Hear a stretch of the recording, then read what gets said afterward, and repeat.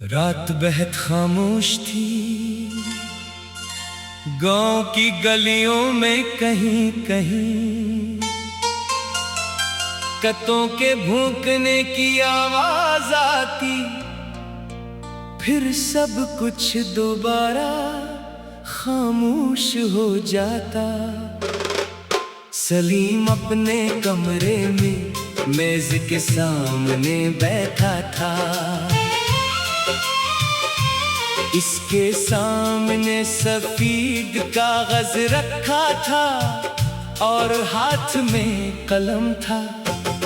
वो कई मिनट से कागज को देख रहा था, मगर एक लफ्ज भी नहीं लिख पा रहा था। आखिरकार इसने लिखना शुरू किया।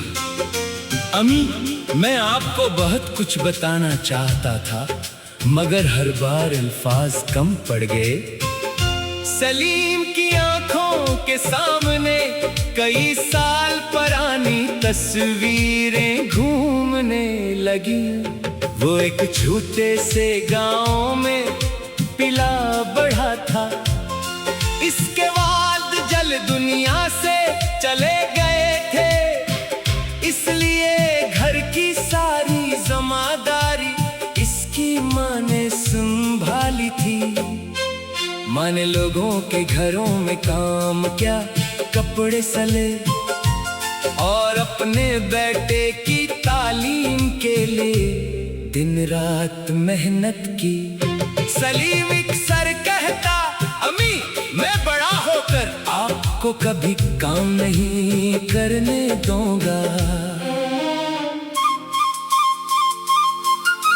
माँ मुस्कुराकर जवाब देती, बेटा, मुझे तुम्हारी कामयाबी चाहिए, अपनी आसाइश नहीं। वक्त गुजरता गया, सलीम पढ़ लिख कर शहर चला गया। इसे एक अच्छी मुलाजिमत मिल गई। इब्तिदा में वो हर हफ्ते अपनी माँ को फोन करता था। फिर फोन महीने में एक बार होने लगा। काम की मसरूफियत बढ़ती गई और घर की याद कम होती गई। माँ हमेशा यही कहती, बेटा, जब वक्त मिले तू आ जाना। और सलीम हर बार जवाब देता, अम्मी, अगले महीने जरूर आऊंगा। मगर वो अगला महीना कभी नहीं आया। एक दिन उसे गांव से फोन आया। इसकी माँ बहुत बीमार थी। सलीम फौरन गांव की तरफ रवाना हुआ, मगर रास्ते में उसे खबर मिली कि माँ दुनिया से रुखसत हो चुकी है। वो घर पहुंचा तो सहन खाली था, वही सहन जहां माँ इसका इंतजार किया करती थी। सलीम जमीन पर बैठ गया और देर तक खामोश रहा। कुछ दिन बाद उसे माँ के सामने एक छोटी सी डायरी मिली। इसके एक सफ़े पर लिखा था, मेरा बेटा बहुत मसरूफ है, मुझे यकीन है कि एक दिन वो जरूर आएगा। ये जुमला पढ़कर सलीम की आंखों से आंसू बहने लगे। इसी रात उसने वो खत लिखना शुरू किया था। अम्मी, मुझे माफ कर देना, आपने सारी जिंदगी मेरा इंतजार किया और मैं एक दिन भी आपके पास न बैठ सका। आपने कभी मुझसे कुछ नहीं मांगा, सिर्फ मेरा वक्त मांगा था। काश मैं समझ पाता कि वक्त से कीमती कोई चीज नहीं होती।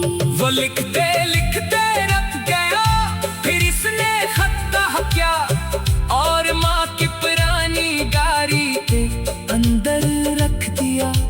वो जानता था कि ये खत कभी अपनी मंजिल तक नहीं पहुंचेगा, मगर शायद कुछ खत किसी इंसान को भेजने के लिए नहीं लिखे जाते, वो हमारे अपने दिल तक पहुंचने के लिए लिखे जाते हैं। अगली सुबह सलीम ने फैसला किया कि वो अपनी जिंदगी में एक तब्दीली लाएगा। वो अपने काम में मसरूफ जरूर रहेगा, मगर अपने रिश्तों को नजरअंदाज नहीं करेगा। इसने अपने छोटे भाई को फोन किया और कहा, आज शाम मेरे पास आओ, बहुत दिन हो गए हैं हमने साथ बैठ कर बात नहीं की। फोन बंद करने के बाद सलीम ने आसमान की तरफ देखा। इसके दिल में एक एहसास पैदा हुआ कि शायद वो अपनी माँ को वापस नहीं ला सकता, मगर उसकी मोहब्बत को अपनी जिंदगी में जरूर जिंदा रख सकता है। और उस दिन उसे मालूम हुआ कि जिंदगी में पास माफिया बहुत देर से मांगी जाती है, इसलिए रिश्तों को वक्त पर संभाल लेना चाहिए। क्यों तक कुछ दरवाजे दोबारा खुल सकते हैं, मगर कुछ इंतजार हमेशा के लिए खत्म हो जाते हैं।